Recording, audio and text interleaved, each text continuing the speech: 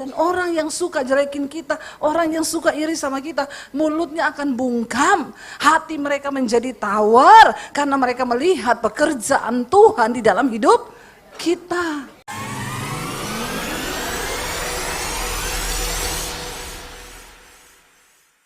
Ibu-ibu, puji Tuhan ya, kita masih bertemu di tahun 2026 ini. Ya, semua karena anugerah Tuhan, semua karena pemeliharaan Tuhan. Bahkan apapun yang terjadi, ya mau hidup ini ada masalah, tidak ada masalah, kita tetap mau beriman percaya pada Tuhan, amin.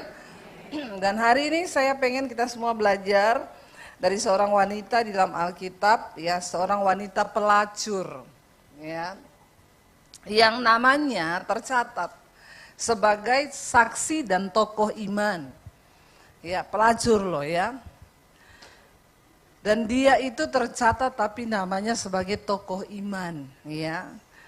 Tuhan itu nggak pernah lihat masa lalu orang, ya, karena Tuhan bisa pakai siapa saja. Ya, walaupun memang manusia itu selalu melihat masa lalu, ya Pak ya.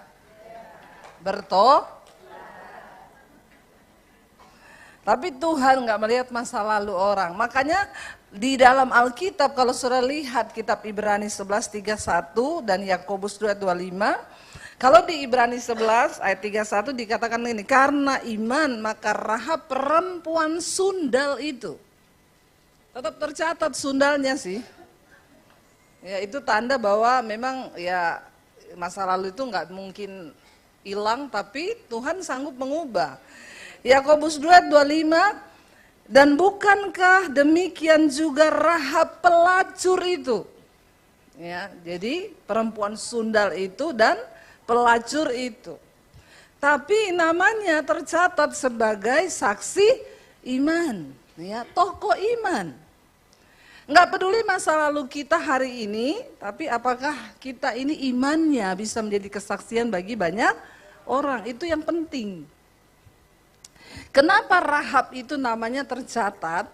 Ya, saya tertarik dan saya pengen kita semua belajar karena saya juga diberkati dengan ya kisah ini. Mari kita buka bersama Yosua pasal yang kedua. Yosua pasal yang kedua, pengintai-pengintai di Yeriko, saudara. Ya, kisah ini berawal dari ketika bangsa Israel ya dibawa keluar dari tanah perbudakan di Mesir. Kota pertama yang diduduki itu adalah kota BSD Tangerang. Ya. Yeriko, ya. Dikatakan ayat yang pertama, Yosua 2, pengintai-pengintai di Yeriko. Yosua bin Nun dengan diam-diam melepas dari Sitim 2 orang pengintai. Katanya, pergilah amatilah negeri itu dan kota Yeriko. Maka pergilah mereka dan sampailah mereka ke rumah seorang perempuan sundal yang bernama Rahab. Lalu tidur di situ. Kemudian diberitahukanlah kepada Raja Yeriko demikian. Tadi malam ada orang datang kemari dari orang Israel untuk menyelidiki negeri ini. Ya, ada mata-mata yang tahu.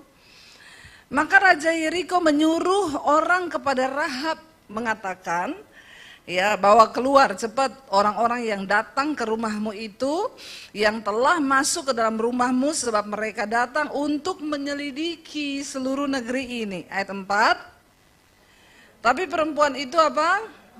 Telah membawa dan menyembunyikan kedua orang itu.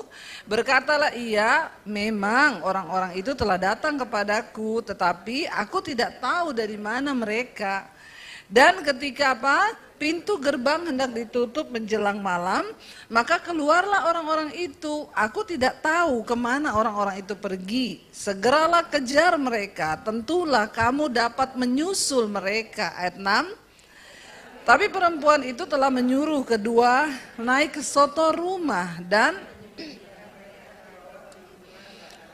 yang ditebarkan di atas soto itu. Maka pergilah orang-orang itu mengejar mereka ke arah sungai Yordan dan ke tempat penyeberangan, dan ditutuplah pintu gerbang segera sesudah pengejar-pengejar itu keluar. 8. Tetapi sebelum kedua orang itu tidur, naiklah perempuan itu mendapatkan mereka di atas sotoh dan berkata kepada orang-orang itu, aku tahu bahwa Tuhan telah memberikan negeri ini kepada kamu dan bahwa kengerian terhadap kamu telah menghinggapi kami dan segala penduduk negeri ini gemetar menghadapi kamu.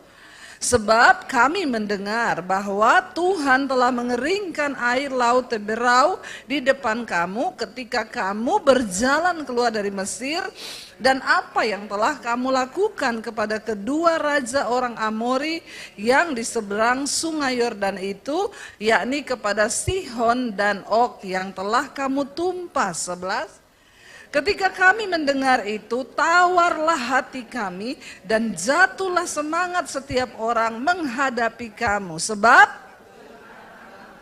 ialah yang di langit ya dan di bumi di bawah. Maka sekarang bersumpahlah kiranya demi Tuhan, bahwa karena aku telah berlaku ramah terhadapmu, kamu juga akan berlaku ramah terhadap kaum keluargaku, dan berikanlah kepadaku suatu tanda yang dapat dipercaya, bahwa kamu akan membiarkan hidup ayah dan ibuku, saudara-saudaraku yang laki-laki, yang perempuan, dan semua orang-orang mereka, dan bahwa kamu akan menyelamatkan nyawa kami dari maut.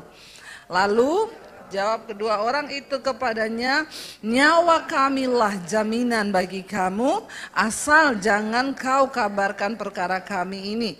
Apabila Tuhan nanti memberikan negeri ini kepada kami, maka kami akan menunjukkan terima kasih kami, dan sampai di situ saja saudara.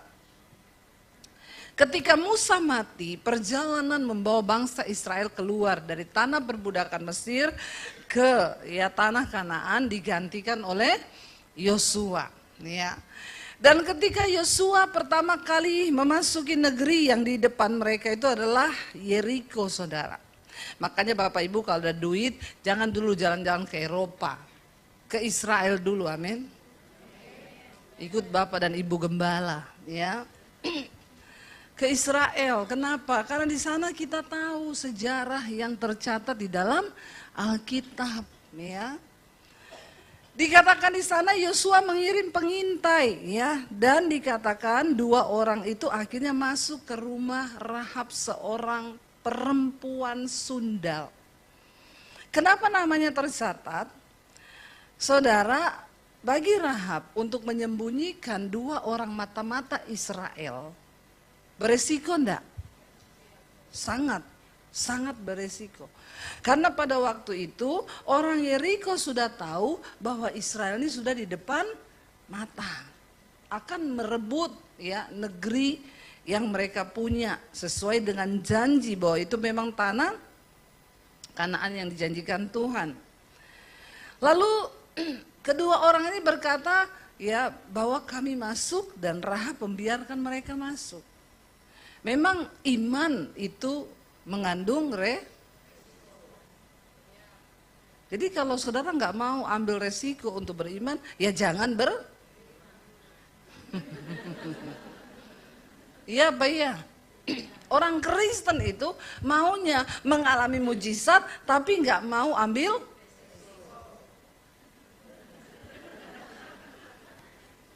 ya bertobat. Ya, memang beresiko iman itu. Waktu saya disuruh pilih Yesus atau keluarga, ya memilih Yesus itu berarti resiko. Saya diusir dari keluarga, bagaimana masa depan saya? Iya kalau baik, nanti kalau saya terluntang-lantung, kelaparan apa, ya saya kan belum lihat yang di depan mata. Kenapa kita beriman? Karena memang kita belum tahu apa yang akan terjadi di depan. Dan Tuhan memang gak pernah kasih tahu. Dia cuma kasih firman, beriman, percaya kepada firman Tuhan. Tuhan gak pernah kasih tahu sama Yusuf, nanti kamu tak kasih mimpi. Ketika kamu mimpi, nanti gak apa-apa, kamu akan dibuang sama keluargamu. Tapi gak apa-apa, santai aja. Nanti dibuang, kamu akan sampai ke Mesir. Di Mesir nanti kamu akan ketemu sama Potifar. Nanti kamu diterima di rumah Potifar. Tuhan gak cerita begitu toh? Nanti kamu di rumah Potifar enggak apa-apa, akan difitnah sama istrinya Potifar. Nanti kamu akan dipenjara Yusuf, tapi tenang. Tenang, kamu jangan takut. Itu bagian dari rencanaku Yusuf. Tuhan ngomong begitu enggak? Nanti kamu di penjara, itu caraku supaya kamu bisa ketemu Raja Fir'aun. Kalau kita semua tahu ceritanya begitu, enak apa enak?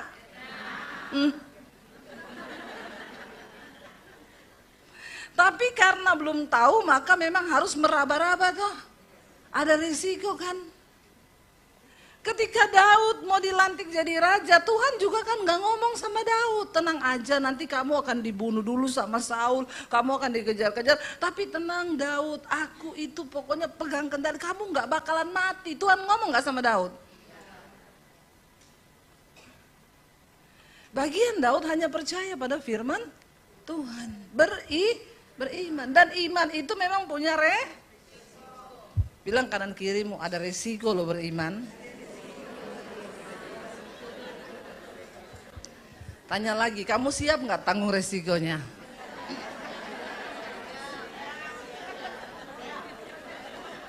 Ya, nggak gampang saudara. Karena sesuatu di depan kita ini belum terlihat, amin. Waktu Sadrak, Mesak, Abednego mau dilempar ke dalam penggorengan yang menyala-nyala, mereka bilang apa? Kalaupun Tuhan yang kami sembah tidak menolong kami tidak akan tinggalkan iman kami. Berisiko enggak? Waduh, di depan ini penggorengan yang panas loh, mati enggak? Mati. Nah kita ini kadang-kadang belum sampai di situ iman kita. Ya, tapi kalau di gereja kan nyanyi semua ya, imanku berkata apa? Tuhanku apa?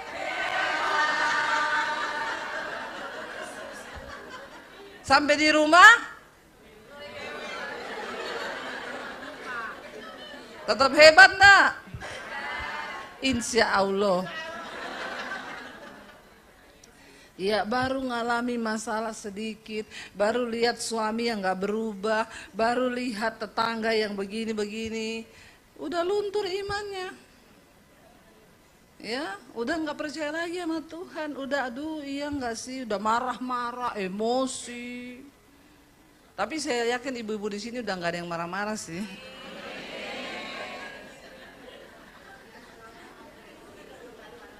Insya Allah lagi nih. Ya, beriman itu sama Tuhan tuh enggak gampang dan siap menanggung semua resiko. Ya, makanya tadi nyanyinya lagunya benar itu. Walaupun gunung itu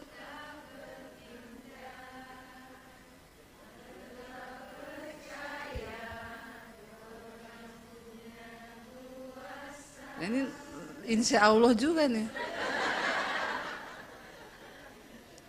Ya, harusnya lagunya orang Kristen bukan gitu. Walaupun gunung itu tak meletus. Ya, kita kalau nggak meletus sih Tuhan aman sih. Ya, kalau meletus aja jangan deh. Saudara, untuk beriman sama Tuhan itu memang ada resikonya. Tapi disitulah iman kita diuji, amin. Rahab tahu kalau disembunyikan dua orang ini, maka nyawa loh taruhannya. Ini musuh bangsa, mata-mata dari negeri Israel dikirim datang. Tapi ternyata apa yang membuat dia kuat, dia percaya dan dia mau menanggung semua resiko, ternyata kita lihat di sana.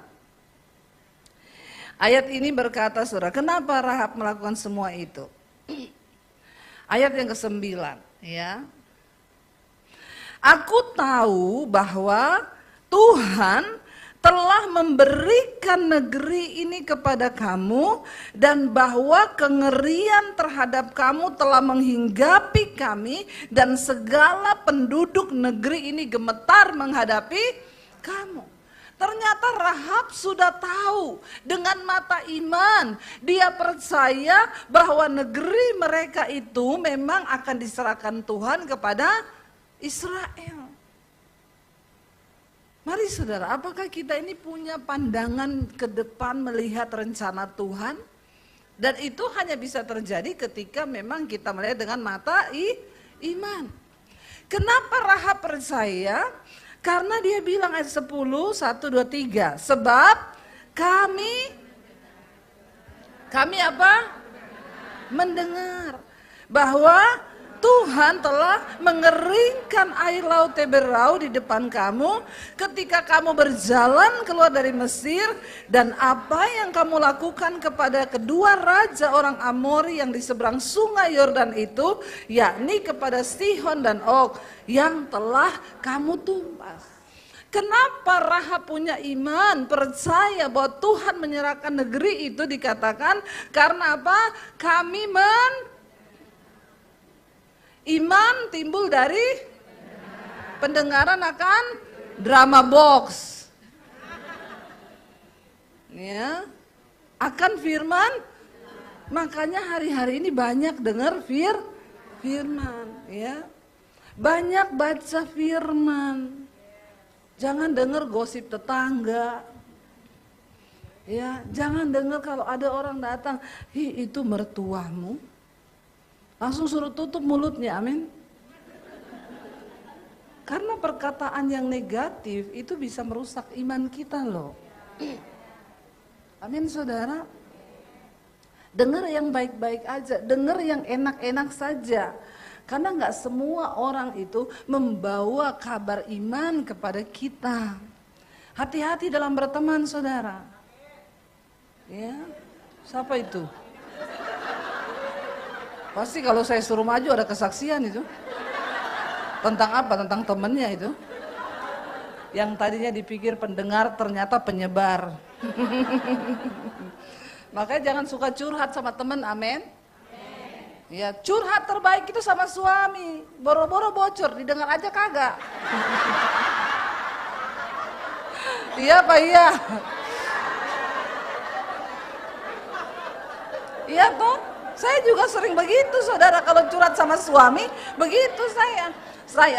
Kamu tahu nggak? Oh iya gini. Habis itu saya tanya, tadi saya cerita apa? Apa ya? Bagus. Curhat itu sama suami, karena nggak mungkin bocor.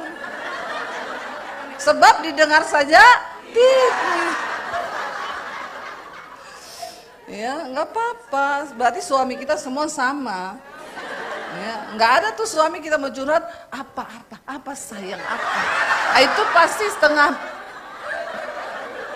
cucok meong itu suami begitu itu. Suami tulang lunak.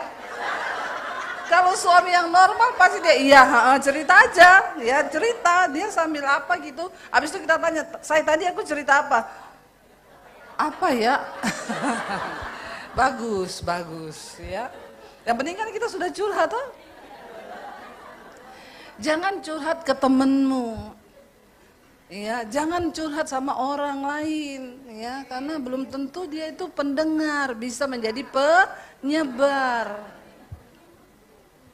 Ya, saya selalu ulang-ulang itu, karena banyak perpecahan terjadi itu gara-gara ya begitu itu. Ya, saudara baru ngomong gini, aku mau curhat dong, ya, aku tuh cuma curhat sama kamu loh, karena kamu tuh bestiku. Ya, dibalas, iya say, silakan say, ya. Curhat.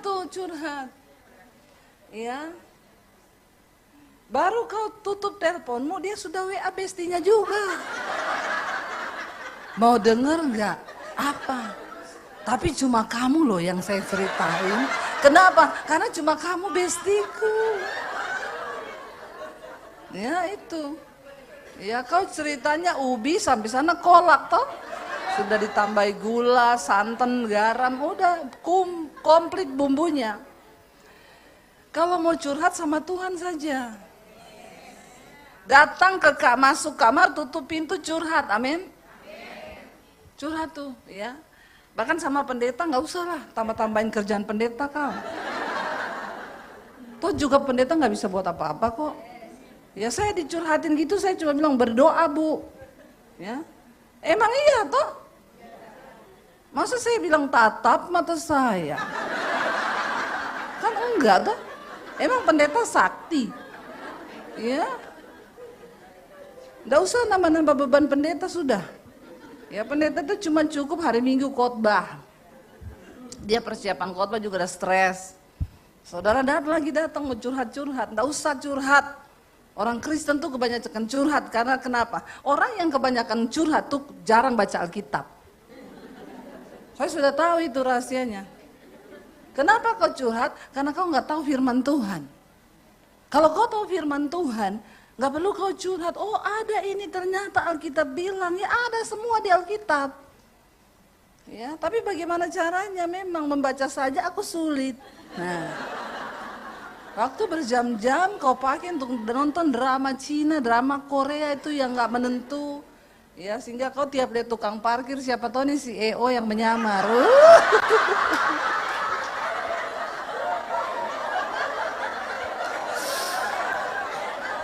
Iya kan ibu-ibu? Sampai sekarang banyak ibu-ibu bilang saya sampai hari ini masih menunggu Bu apa suamiku ngaku kalau dia CEO. Pret. Nggak usah mimpi ya. Bangun. Nggak usah ditonton lah itu drama-drama begitu, ceritanya sama semua ya nggak? Ya. Sekarang bukan ibu-ibu aja loh. Ya, bapak-bapak itu ada bapak begini terus ya. Saya bawa grup itu begini, bapak-bapak itu di bus. Saya pikir bapak ini pasti orang penting lagi meeting, Zoom ini. Saya lihat dari belakang, katakan padaku. Ya Allah. Lagi nonton drama bos. Bahaya ini, bukan cuma ibu-ibu, sekarang sudah beralih nih ke bapak-bapak. Iya. Mari saudara, kita nih banyak membaca firman karena iman timbul dari pendengaran. Kenapa Rahab menanggung semua resiko bahkan nyawanya dipertaruhkan? Karena dia berkata sebab kami mendengar bahwa Allahmu yang luar biasa, Tuhanmu yang dahsyat itu menyertai engkau, dia membelah laut di depanmu, bahkan menaklukkan raja orang Mori.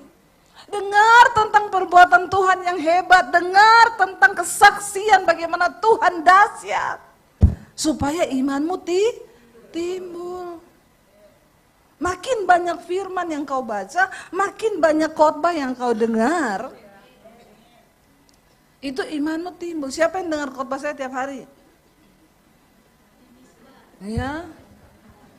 Di dapur, di sumur, di kasur, pokoknya dengar khotbahnya Bu Devi terus. Puji Tuhan, enggak apa-apa.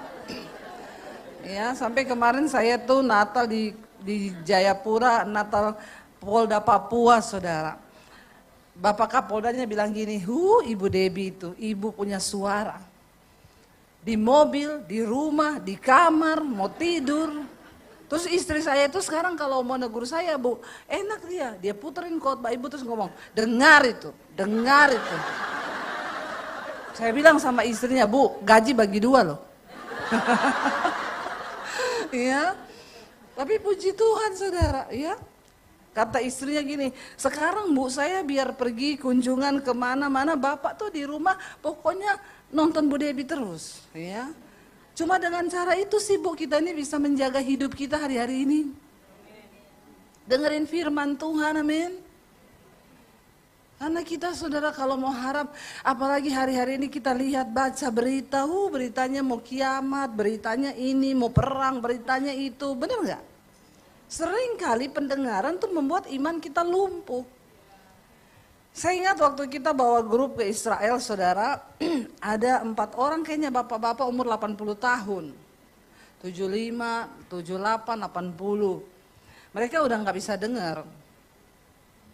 Begitu masuk di hotel di depan Danau Tiberias, Galilea, orangnya tanya saya, ya TL saya di Israel, Bu, kita yakin mau nginep di hotel ini? Iya yakin, kenapa? Ini hotel baru buka minggu ini soalnya, kenapa? Lalu tutup, soalnya ada bom jatuh di sebelah hotel. Ya, tapi sudah buka sih sekarang, ya kalau sudah buka sudah aman lah. Ya begitu sih Bu, ya semoga nggak lagi-lagi. Nggak apa-apa lah, saya bilang pokoknya kita suka itu karena depannya Danau Galilea. Ya ibu yakin ya, yakin. Saya percaya kalau belum waktunya mati, enggak mati. Amin. Kalau sudah waktunya kita juga mau kemana juga yuk mati toh. Itu iman namanya. Memang beresiko. Begitu masuk di hotel, langsung di briefing semua sama manajer hotel sama TL saya. Bapak Ibu, kalau dengar bunyi alarm, langsung dalam waktu 1 menit lari ke bawah tanah. Ya, ada bunker di situ. Harus sampai di bunker, jangan lewat lift, lewat tangga darurat. Lalu waktu kita sudah berjalan ke kamar bawa koper, suami saya bilang, itu opa-opa tadi mereka enggak dengar loh itu. Pengumumannya, gimana ya Say? Saya bilang sama suami saya, malah bagus. Orang nggak dengar itu aman hidupnya. Nggak dengar yang bahaya-bahaya toh. Kata suami saya, jadi nggak usah dikasih tahu, nggak usah. Besok pagi jam 7 saya lagi mandi di kamar mandi, alarm bunyi. Wih, wih, wih, wih, wih, wih, wih, wih. Suami saya sudah mandi, dia teriak, Say, alarm, saya dengar. Terus kata suami saya, terus gimana ini, lari atau tidak? Saya sekalian menguji cinta suami saya. Saya bilang, saya tidak mungkin lari, saya lagi di kamar mandi. Kalau kamu mau lari, silakan lari. Dalam hati saya, kalau saya keluar, dia lari pulang Indonesia, talak 3.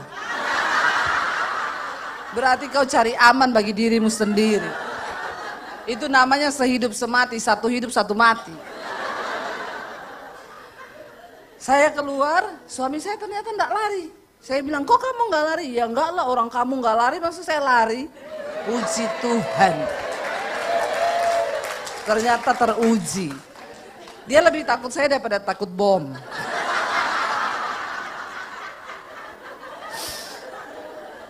Jangan tanya rahasianya apa begitu Bu, banyak berdoa. Punya iman yang luar biasa dan yang terakhir layani suami, amin. Jangan cuma amin-amin toh. Ya, layani suami mau makan apa, atur makannya, kasih dia masak apa harus dilayani, amin. Lalu keluarlah saya langsung ambil HP, saya telepon TL saya. Bro, kamu di mana? Di bunker. Ih, kamu lari? Kenapa kamu lari? Saya pikir kamu sudah biasa sama bom. Abu nih, gini Abu nih, bukan. Tadi tuh saya lihat di Google, ini bukan alarm bom. Lah terus, alarm gempa bumi. Lah terus, kami di Israel tidak pernah gempa bumi. Kalau bom saya nggak lari. Saya bilang puji Tuhan ya, kita di Indonesia tiap hari gempa bumi. Jadi saya enggak lari, itu benar. Sudah selesai akhirnya ya, saya selesai mandi, kita turun ke restoran. Waktu kita turun, orang kan masih di bunker semua, masih mau naik. Itu opa-opa lagi ngopi. Di restoran. Saya ketawa, saya bilang sama suami saya, Say, apa saya bilang benar toh? Lihat mereka lagi ngopi dan enak duduk-duduk main HP di situ. Coba kita tanya. Suami saya datang, Opa, ya Pak Pendeta Shalom. Opa tadi dengar, hah? Ya toh? Tadi Opa dengar alarm bunyi? Enggak. Ya toh? Puji Tuhan, aman toh. Daripada saudara yang udah lari-lari lewat tangga darurat, saya bilang dalam waktu 1 menit sampai di bunker, kepleset, geger otak, mati malah. Mereka aman. Ya, seringkali kita nggak dengar berita-berita, nggak dengar hal-hal yang negatif, itu justru membawa aman bagi diri kita. Ya, saya tuh waktu scroll saudara Instagram, kan muncul tuh ya, mau kiamat, ini perang dunia, apa-apa. Akhirnya saya bilang sama suami, saya nggak mau dengar itu lagi, saya mau dengar firman Tuhan aja, males juga. Ya kita akhirnya hidupnya jadi ketakutan. Yesus bilang, di akhir zaman kamu akan mendengar berita-berita yang menakutkan. Dan akan banyak orang mati karena ketakutan. Ya, Jadi jangan dengar yang menakutkan. Ya. Kayak bapak-bapak itu tuli. Saya bilang sama suami saya, kenapa mereka umur panjang? Karena tuli, Tuhan panggil dia nggak dengar juga. Bertobat ya. Enggak, bukan itu ya. Tapi nggak dengar. Ya mantunya datang curhat, dia iya tuh aja, tapi dia nggak dengar. Makanya umur panjang dia. Coba kalau dengar mantu curhat, anak curhat, stres nggak? Saya tuh pernah loh duduk di depan dua ibu-ibu, dua-dua tuli nih saudara. Saya mendengar mereka cerita dan saya tertawa terbahak-bahak. Tapi nyambung berjam-jam mereka. Waktu saya tuh kan tahu ini orang dua kan tuli ya. Tapi kok mereka duduk berjam-jam ngobrol, ketawa-ketawa, saya dengerin, saya duduk, yang satu ngomong ini, iya memang kita kalau sudah tua-tua gini, cuma disuruh urus cucu, apalagi kita. Yang satu ngomong, sekarang 25.000 1 kilo bawang itu.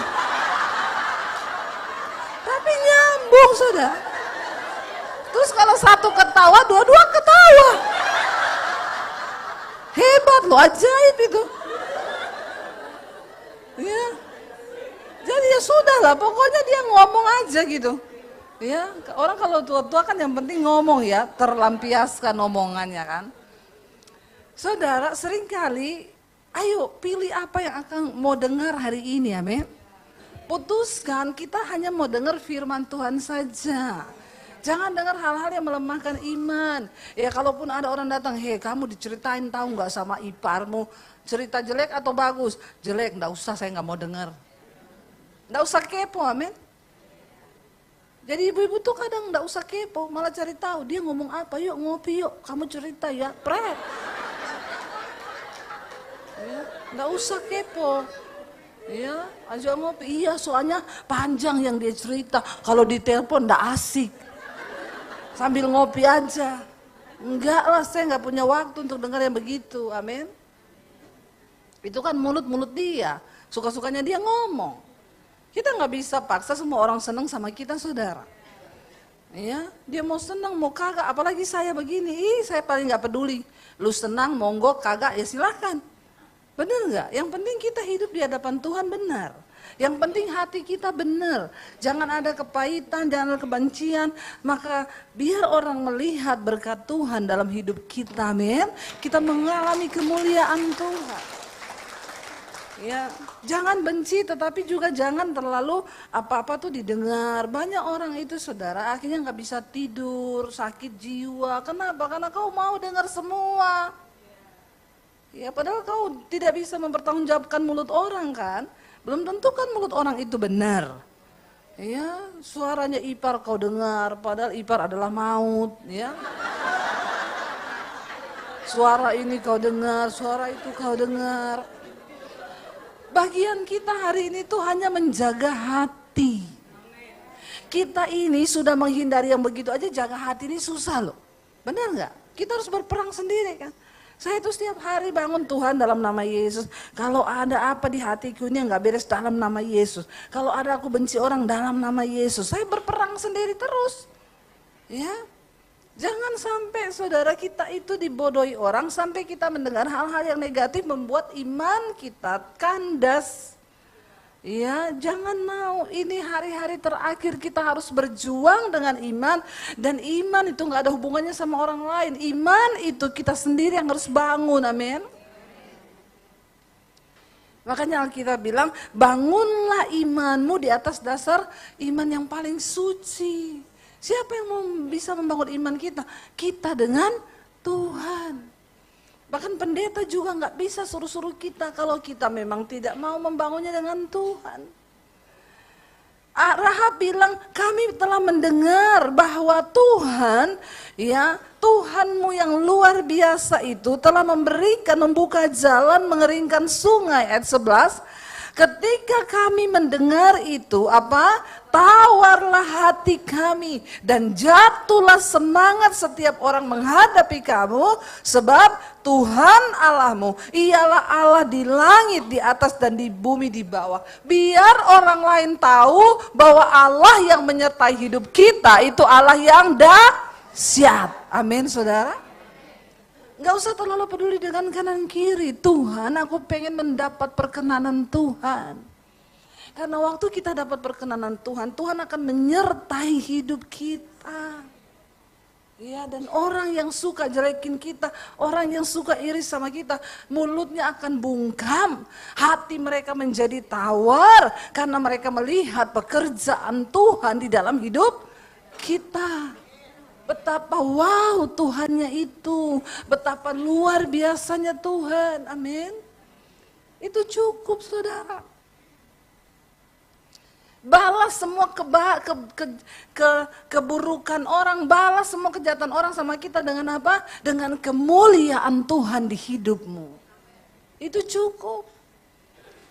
Ya, duduk di kaki Tuhan, minta perkenanan Tuhan.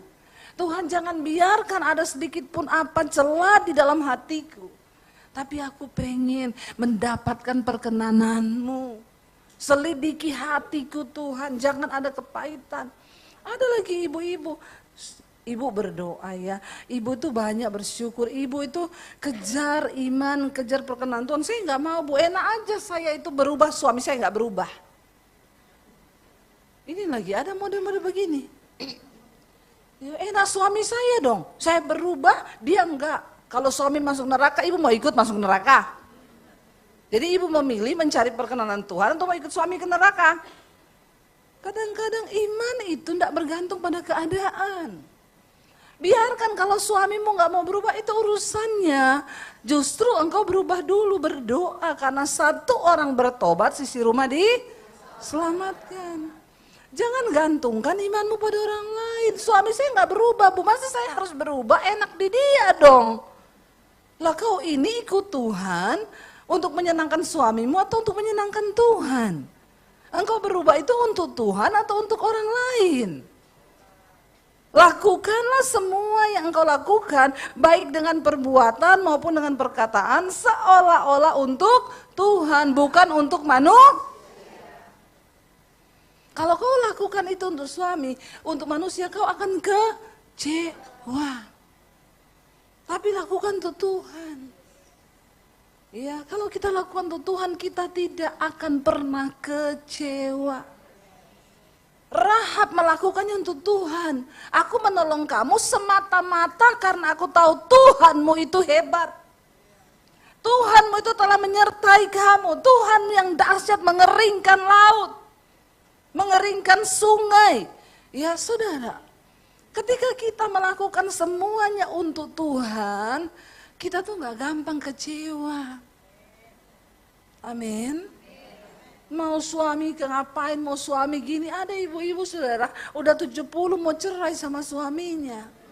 Saya bilang, ibu kenapa mau cerai? Suamiku itu cuek, ibu suami. Kenapa ibu bertahan sampai 70 tahun sekarang? Kenapa gak lihat dulu-dulu cerai? Kalau mau cerai sekarang, sudah tua kau sayang. Bener gak? Ngapain juga mau cerai udah 70, Bu, sebentar lagi juga dipanggil Tuhan. Iya enggak? Sekarang yang ibu butuhkan, tanggalkan egomu. Udah enggak ngapa-ngapain juga kok. Ya memang suami itu makin tua makin aneh. Amin ibu-ibu. Karena kan kebalik toh. Menurut kode kedokteran kan, laki-laki itu makin tua hormon laki-lakinya menurun, yang naik hormon perempuannya. Perempuan makin tua hormon perempuannya turun, hormon laki-lakinya naik. Makanya wanita makin tua makin perkasa. Bapak-bapak makin tua makin feminin. Ini benar Bapak Ibu, saya udah tanya sama orang-orang yang suaminya mulai tua, bener cerewet banget Bu.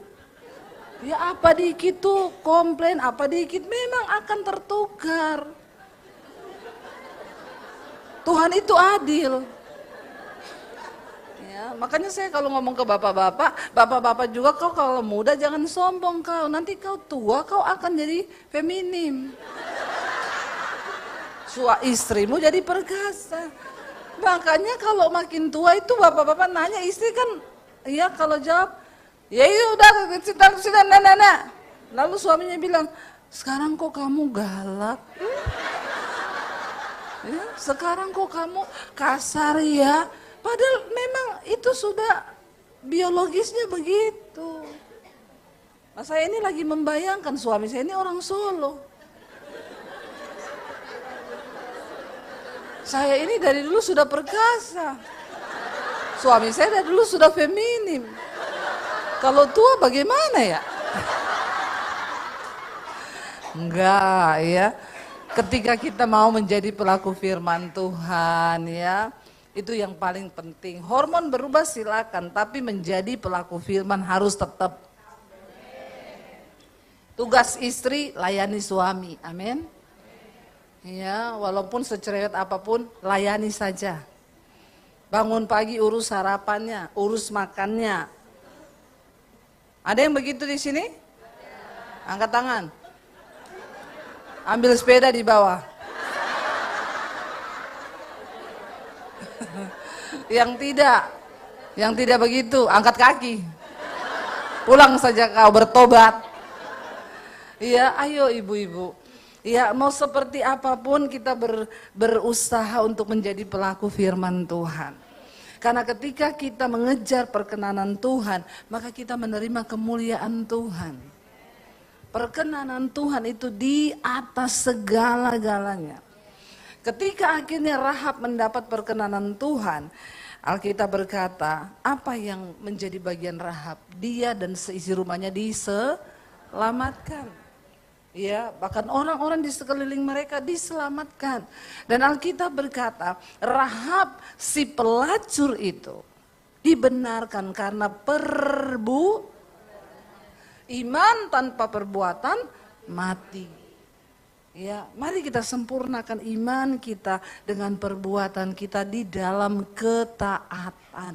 Sebesar apapun resikonya, aku mau taat Tuhan, aku mau percaya Tuhan. Tidak ada perkara yang mustahil bagi Tuhan.